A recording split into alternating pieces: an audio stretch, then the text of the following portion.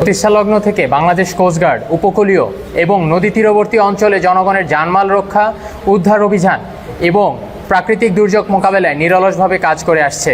পাশাপাশি দেশের বিভিন্ন দুর্যোগকালীন সময়ে উদ্ধার অভিযান, ত্রাণ বিতরণ, জরুরি চিকিৎসা সেবা প্রদান ও ক্ষতিগ্রস্তদের পুনর্বাসন কার্যক্রম পরিচালনা করে থাকে।